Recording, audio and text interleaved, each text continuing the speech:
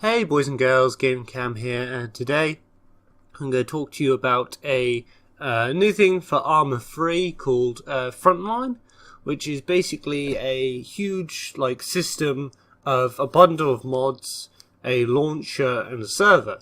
Now, this is made by a group of people, and what it is where you download this application, it sort of comes in this launcher. The launcher will then download the mods necessary and make sure all the mods are activated, and then when you click the play button, it'll then take you to the server.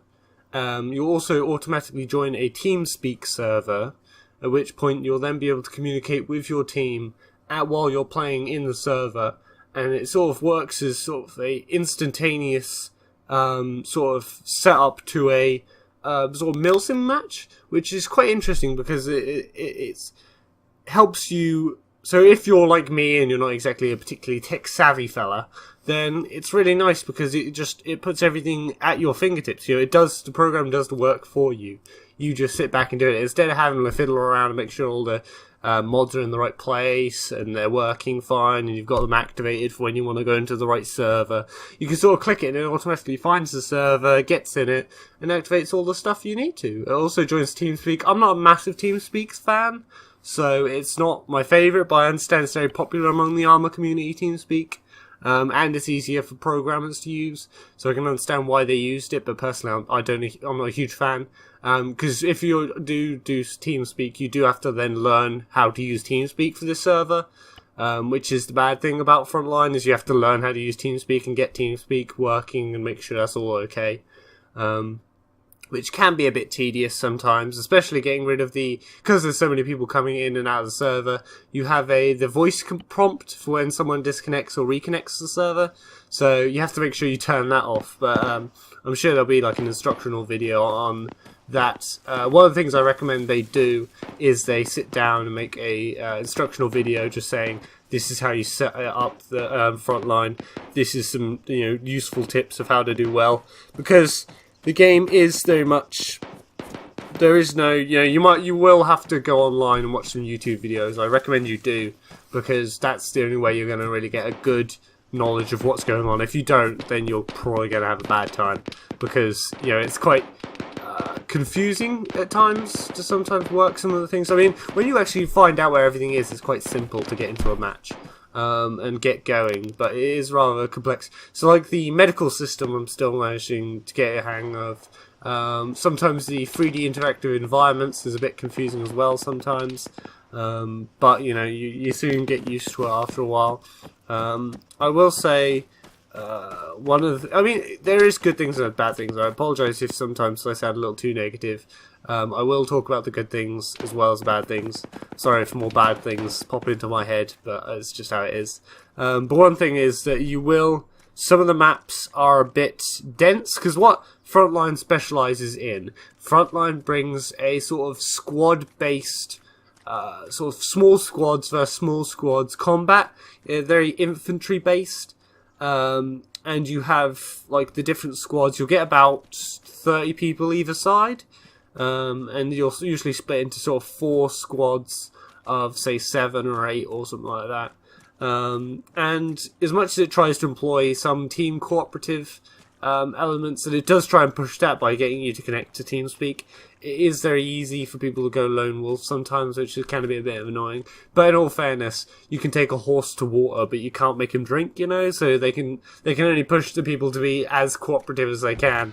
But it is in the person's hands to be cooperative. So sometimes that's a bit of an issue. But generally, it's just some of the maps. There's one map where you're in a marsh and there's loads of bushes, and sometimes you'll just get killed out of nowhere because there's an auto rifleman on the other side who just heard you walking around and just sprayed the entire area. So it is a bit tedious sometimes, especially in those marsh sort of areas, because the Marines still have their desert orange camouflage while the other guys have this sort of marsh dark green camouflage, so they have an advantage there, which is a bit, again, I apologise if I'm just sound like I'm poking holes, I'm just saying, explaining the situation for those of you guys that want to join it. I would say that they do have a very good system, at which point they do have a Discord server. You can join the Discord server. If you have any issues, you can report it to them and they will sort out as soon as they can. So that's very good. They're very receptive. If you want to get involved, they give you like the ability to get involved, which is really nice and really good to see from mod groups like this. Because I think that's the way you're going to move forward. You can support them, and they do sort of run good servers, and you can like donate, and they'll try and sort out more servers for you. They do just like as much as they mainly do modern day, they also do World War II and things like that, which is really cool to see. So you can sort of click on the thing, and it'll change it over to like World War II, so you can try out some of the World War II stuff. So that's really cool to see. I'd be interested to see if they ever try and do a Vietnam one. I'd be really interested in that. But yeah, generally it's really cool.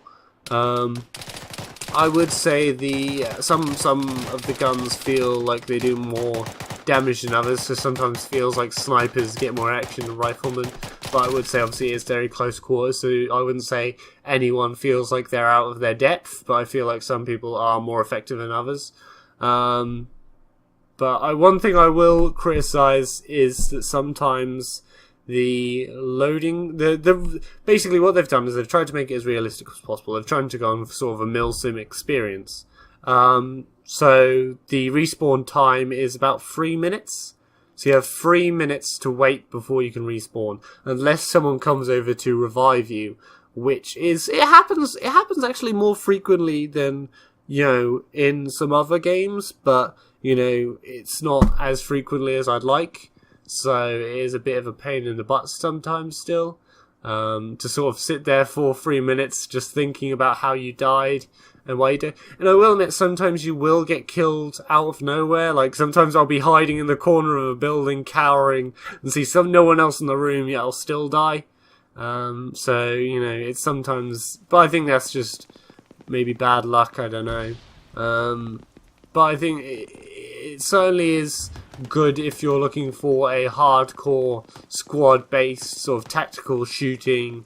Again, if it sort of makes buying Squad everyone, when Squad came in, everyone was excited for it, and it has looked good, and I've heard lots of good reviews for it. But this has kind of made Squad like pointless if you've got ARMA and you've got the DLCs. That's another thing. You do need Apex and you do need the DLCs to run Frontline. Just saying. So if you don't have the DLCs, then I apologise for wasting your time. Please click away. But if you do have the DLCs, then it's definitely worth a look. It doesn't take more than 20 minutes setting up. Even that, like, the downloads are pretty quick. I luckily downloaded a few of the mods beforehand, and what was good is it recognised I downloaded the mods beforehand, so I didn't have to download them twice, which was nice. So you do get it is quite handy in terms of the fact that it is fairly efficient in how it does things. I will say that sometimes the combat can go to the point where it's sort of who can flank the most. Sometimes you'll be walking down the centre and not find anyone because everyone's just going around the flanks. And you sort of get into you flank, and then you then have to flank even harder and just like flank right around. So it gets kind of silly sometimes, but again, I think there are moments where you do get some good squad-based combat and you get some good teamwork going. So that's really nice to see. All the scopes feel like good. The guns feel like they've got some kick behind them. Some of the models for some of the pistols look actually really good. The M9 looks quite good. Generally, everything looks like it should. Fires how it should. Generally everything feels good. I think the radar in it is a little bit iffy, and a little bit pointless, I think, sometimes, but it's not game breaking. It's not too much of a problem. It's just there. I think that it's just, I don't necessarily need it or look at it that much. I don't find it very particularly useful sometimes, but it's a nice thing they added in case you want it. But yeah, generally I think it's a good mod. It's definitely very good if you're like not particularly tech savvy, but you still want to play on some of the custom mods. It's a nice little game mode they've made. It's sort of interesting to see the difference between that and sort of the bigger tank battle stuff. So it's really good to see them try and mix it up. And I think it works really well. I think it definitely, if you have ARMA and you have all the DLCs, and you like sort of tactical squad-based combat, sort of you prefer more infantry than tanks and vehicles, then definitely worth a look. I hope you guys enjoyed this video. I'll leave a link to Frontline and their Discord server in the description. You guys can go over and have a look at that. Till next time, I'll catch you guys later. Hopefully I'll upload some gameplay from it soon. I'll catch you guys there. Bye. Thanks for watching the video. Why don't you